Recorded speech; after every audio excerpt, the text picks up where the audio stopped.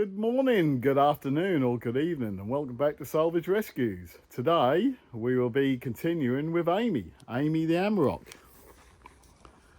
As you see in the last episode, we believe we've got an issue with the front near side suspension, so the new one's arrived. So today we'll be swapping this out. The new shock absorber's due to arrive this morning as well, so yeah, we'll change that out before we install it and then do the driver's side one later. Ruben's here, although he's inside at the moment. Apparently there's a new update on Fortnite, so he's playing Fortnite or new series or new episode, I don't know. Too old for that sort of thing. But you might see Ruben a bit later. But yeah, we're continuing with this. So remove the brake caliper, drop rod, and then yeah, look to drop the suspension off. Undo my new tie rod again, which I only put on the other day. But yeah, okay. So I'll set you up on a tripod and we'll commence removing this old suspension.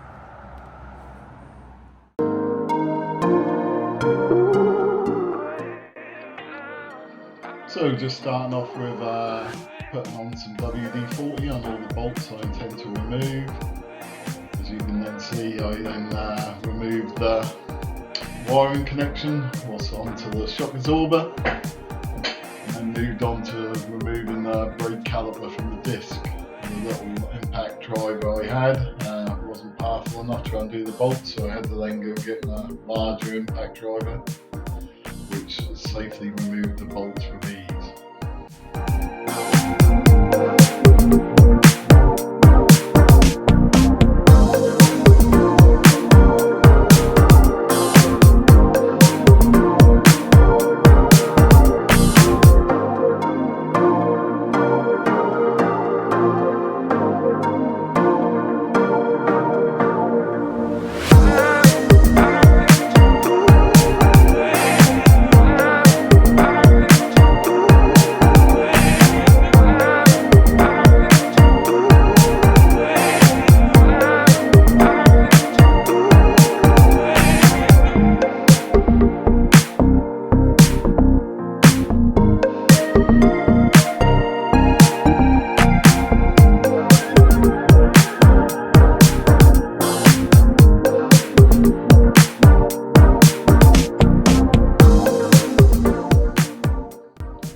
So as you can see, I secured the brake caliper away from the suspension area. We're just holding it up with some tie wraps. I then proceeded to remove the ABS sensor from the hub. Once that was secured out the way, I then went on to removing the track rod end from the hub assembly, and then I removed the anti-roll bar link, and as you can see now, I'm now removing the lower shock absorber bolt from the hub assembly so that the shock absorber comes away, or stays in place I should say, while I remove the suspension.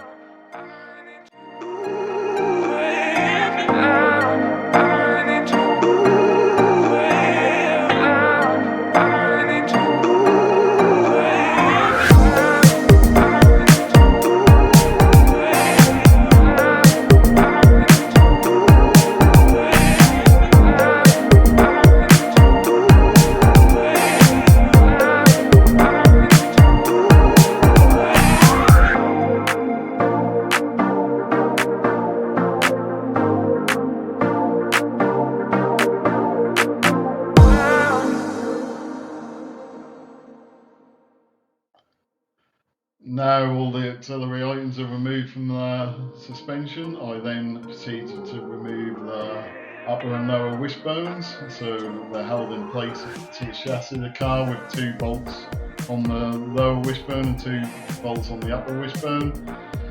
As you can see, I did try and undo the ball joint, which secures the hub assembly to the upper wishbone, but this proved a bit more tiresome and troubling than I originally wanted. So I decided to leave that in place in the end, and then move on to removing the 2 bolts where the upper wishbone attached to the chassis of the car.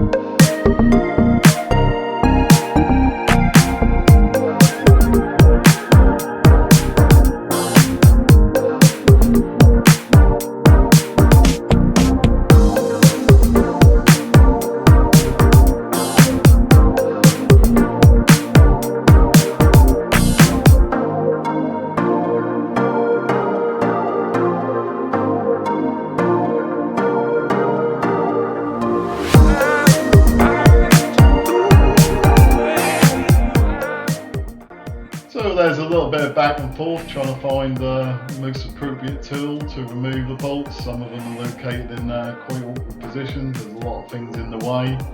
And also after 13 years or 12 years being on the road, a lot of these have rusted in position as well.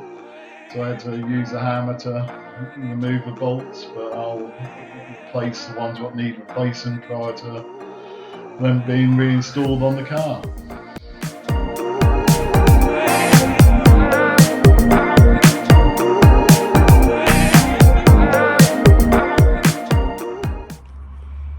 So that's all the suspension now removed, shock absorber's gone.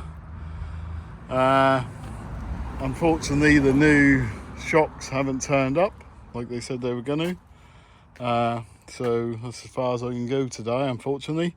I am still really struggling to see what is bent and making the negative camber. I'm really struggling. I can't see no physical damage on the suspension I've removed. It looks exactly the same as the suspension that I got the replacement one. So I've checked all the structure of the car. There's no paint flaking or anything on any part of the car whatsoever. So I think the structure's okay as well. The only real damage I can see is the shock absorber's bent and the actual piston's bent as well, which maybe that was causing it. I really don't know.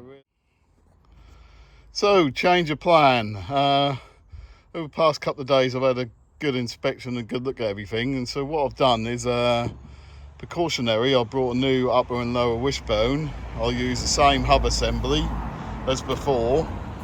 The second-hand suspension I got is on a sales or return policy, so I can send that back. So I'll send that back because I think, and this is the only possibility I think I can come up with, is where the vent shock absorber connects to the anti-roll bar linkage.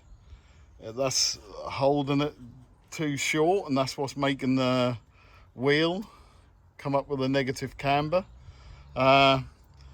So yeah, so I thought what I'll do is I'll just, rather than change over the whole suspension, I'll just buy new upper and lower wishbones and install them. The bushes on the old one, what I took off, were a bit worn, and the bushes on this didn't seem that great neither, so I thought, you know, bite the bullet and just change it while I'm doing it. I've also got some new brake pads as well. The brake pads are quite thin, so while I've got everything off, I might as well change the pads as well. The new shocks are here. I'm just waiting for the dust covers. They'll come in this morning before I can reassemble the suspension, but I'll start and have a go, and then yeah, see how we got on from here.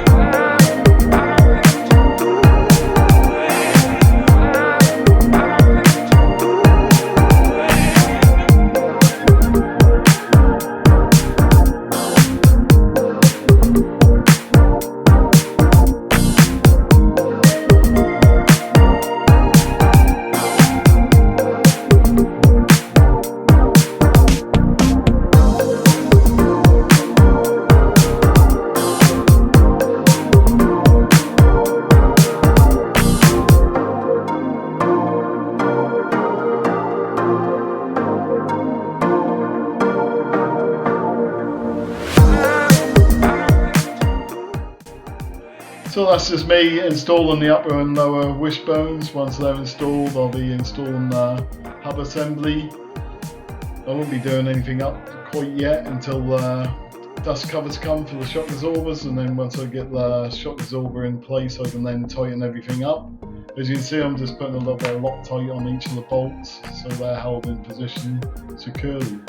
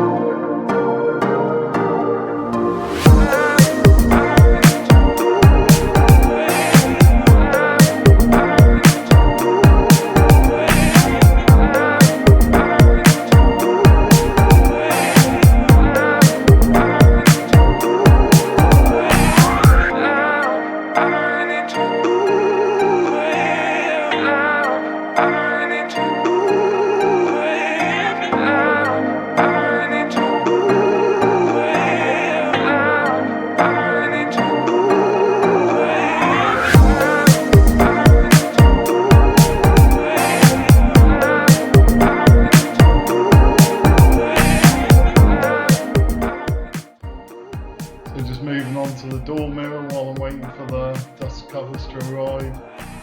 As you can see, just 3 simple bolts in the back, hold it in position, then you put the trim back on, and then 2 electrical connections.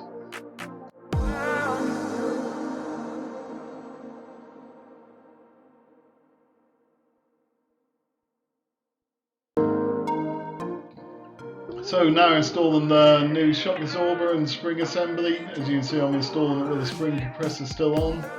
This is because it's a little bit tight getting it in there against the drive shaft and the housing up the top. Once this is in, you can then see I secure this at the top. You need a long reach socket to allow for the depth of the threaded bolt on the top of the shock absorber, but once this is secured, I then work my way down and start securing the suspension.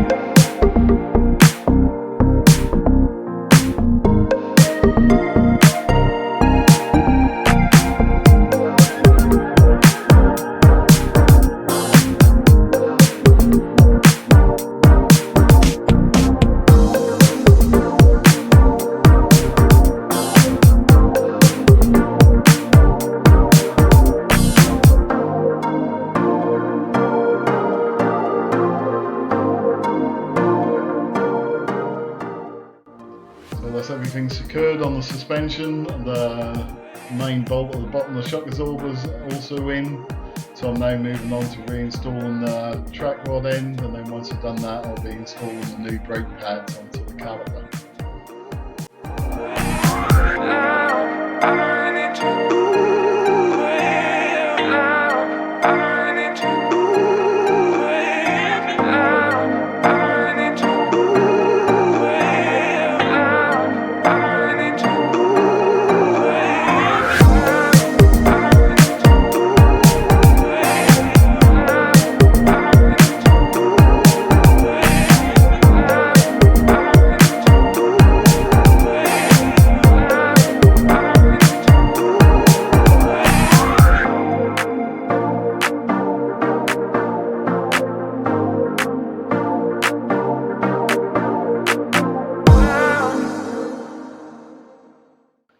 So I've just been replacing the 4 clips for the new ones what come with the brake pads. These are the retaining clips what hold the brake pads in position.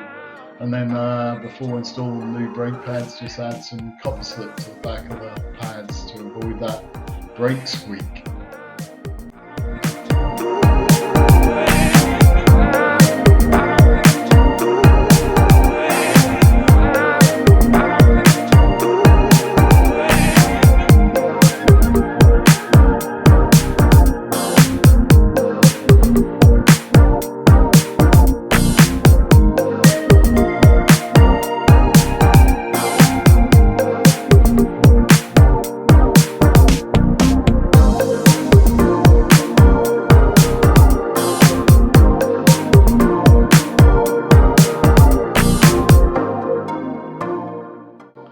Having a bit of a tidy up, put all the tools away, and then it's on with the wheel.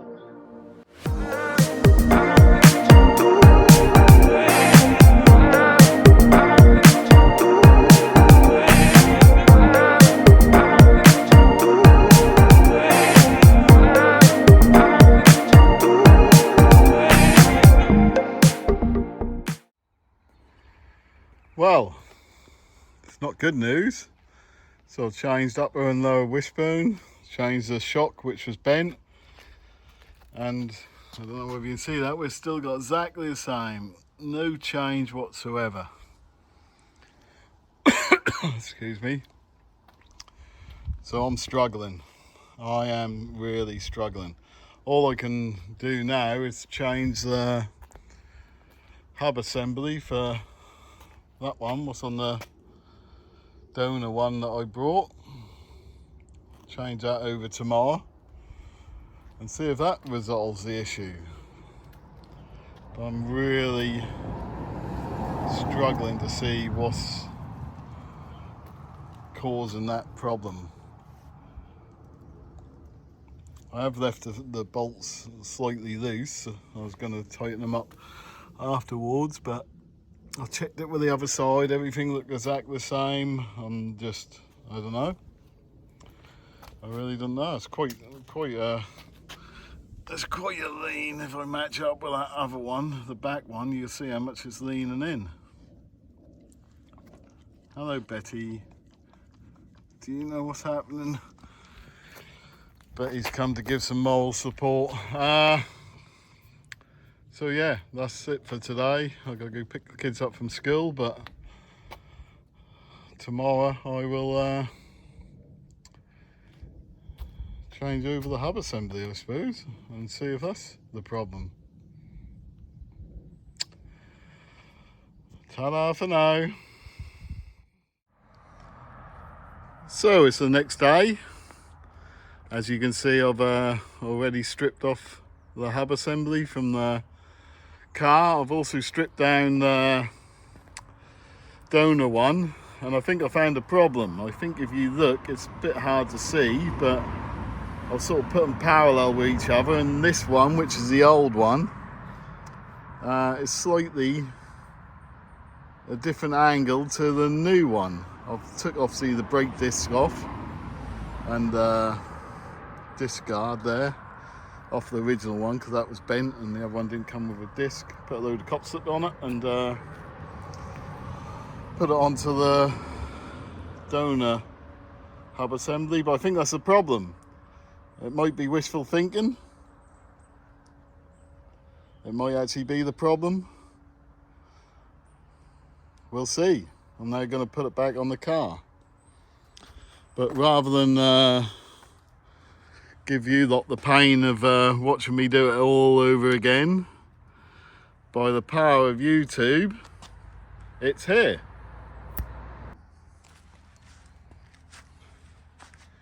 And that's it. Done. Finally we have a wheel. What lines up with the other wheel? Yes. So it was the hub assembly. The old one, I literally cannot see any damage. It's so unusual for a bit of casting like that to bend. Yeah, don't get it. I really don't get it. But it's done. Yes. Totally and utterly in line. Oops, sorry. Totally and utterly in line with the other one. Both pointing forwards. Obviously you still have to get the tracking done, etc. But yeah, I can finally move on to putting the wing back on, which I'm now going to do. Inner arch again. And yeah, then give it a good clean up and see what damage is on the side here. Because like I say, a lot of it I think we'll just either buff out or maybe take off the interior panel. There's a dent there and see if I can get that out. But the rest I'm just going to live with. It's a work truck. It's not a 15 grand car, is it? I think the worst one's this. And that dent on the front door. The rest are just scratches, which I think will just come out with a bit of a buff. Look like there's a bit of lack of peeling there, but yeah. So relieved that's done. So I'll just clean up all this before I put the wing back on. Make sure all the drain holes are clear. They look a bit blocked, so I'll clean all them out and then put the wing back on. One happy man. One very happy man. Good. All right. See you in a bit. Ta-da for now.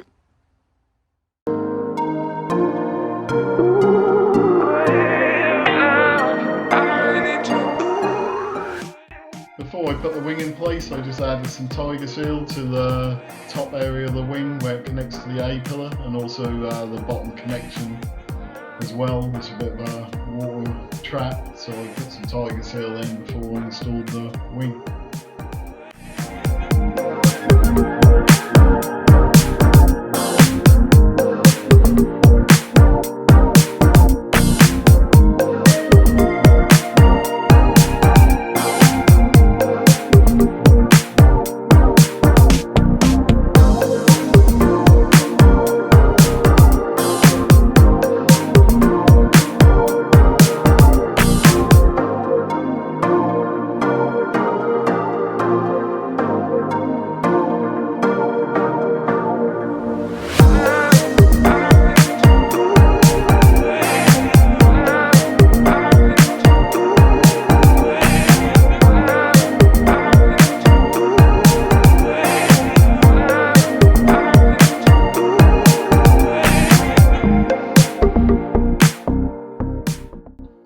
The wing was quite damaged when I took it off. A lot of the connection tabs were bent back, so I did do a bit of panel beating on this prior to putting it back on, but it's a bit hard to see exactly where they should be. So as you can see, there's a lot of moving the wing about, opening and closing the door to try and get everything lined up before I bolted it into position.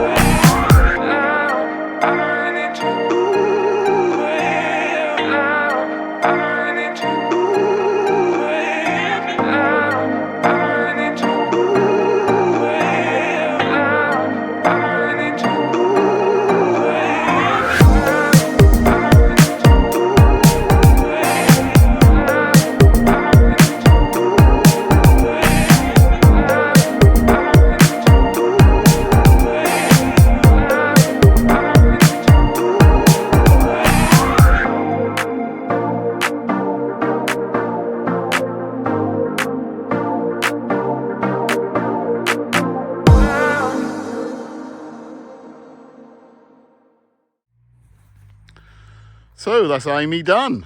Put the wing back on, the gaps are good. As you can see, gaps are excellent really. I suppose that's because that was the original wing. Put the arch liner in, arch liner's done. Mud guard's back on.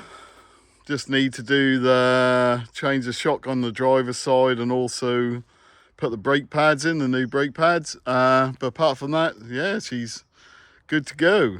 Like I say, I gave it a quick clean, so just so I could get rid of the pen marks and see what actual damage is on the door. There's a small dent under here, under the mirror. I assume that's where the old mirror got knocked off.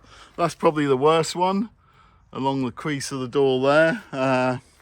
And this one, what sort of runs from here right the way down to the back of the door, that's a bit dented there. But apart from that, most of it came off. Some of these other marks you can nearly feel it with your fingers, but I think most of them would come off with a bit of a polish. So just live with a dent on the passenger side doors, really. Apart from that, she's pretty clean. Pretty clean indeed. Yeah, she's good. But I might get the doors done. I think a dent remove, a company would get most of it out and give it a quick spray, but probably won't. Probably leave it as it is. Like I say, it's a 12-year-old work truck, so you expect the odd scrape and bang. I've seen a lot worse for advertised for sale. That's a dead cert. So I think she's reasonably good.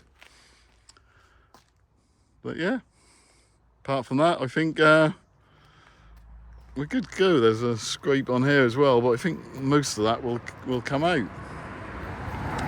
Yeah, so let's have a little look at the cost now, see how much it cost and how much I spent on it and what we think it's worth. So, as always, I'll go through the costs, what Amy's cost me so far, total transparency on this channel.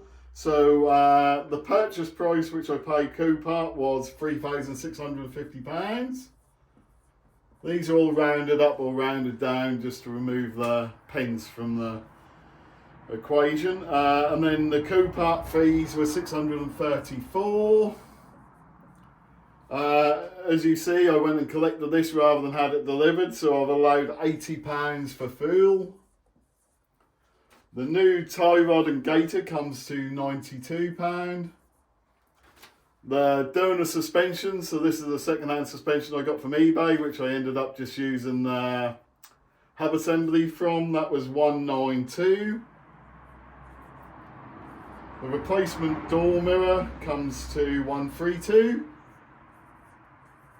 And then 2 new shock absorbers, so obviously you buy them in a pair. I haven't fitted the driver side one yet, but they come to £67. The front brake pads were £37. The brand new upper wishbone, which I thought was a really good price, was £32. And then the lower wishbone was £70. The new bolt for the shock absorber, what goes through the lower wishbone, so that the old one was bent, so I got a replacement of that. That's £3.50, so call that £4. The 2 dust covers for the shock absorbers, they come to £18. A new wheel, so I've ordered a new wheel, or sorry, a new wheel, I ordered another wheel because obviously the passenger side one was badly damaged, so I had to replace the spare wheel, obviously. That was £125. A new Goodyear tyre for that wheel is £157. And then I've allowed £75, I'll give the car a service. So I've allowed £75 for the oil filter, air filter, etc. So the parts of that come to £75. And then I've allowed £75 also to have the wheel alignment, the tracking and that done. Obviously I put new tie rod on and track rod in, so that needs doing. So that gives me a grand total of £5,439 for Amy La Amarok. Obviously she's a Cat B, so I've had a look online. I think she's worth between 8 and 8.5, so potentially a £3 profit on this one. So all in all, not a bad job. You know, like I say, she's got a bit of damage, but I think personally, if I picture around 8,000, she'll that'd be a good price. You know, so yeah. But the twist of the tale is, I have something else planned for Amy, which is she is going to be the new Salvage Rescues tow car. So I'm actually keeping her. So the Mercedes, when I went and picked Amy up, the Mercedes struggled a little bit. Obviously Amaroks have 3.5 ton or 3.2 ton of towing capacity. So I'm actually going to keep Amy to use as a tow car for Salvage Rescues. And I will not be parting with her. So as you can see, she's got all the new livery on her and she's ready to go. So yeah. So Amy the Amarok is coming to Salvage Rescues. So that's it, guys. Thank you very much for watching. I've just got to change the new driver, or put on the new driver side shock absorber and brake pads, but apart from that, she's ready to go and done. Thanks to those of you who have already subscribed. Thank you very much. If you haven't subscribed yet, please do. Help me out, help the channel out, allow me to continue on this journey. So if you like this video, please give it a thumbs up. Any comments, please leave them in the comment section below. As I've said before, I always answer every single comment. So apart from that, thank you very much, and I'll see you very soon. Ta-da for now.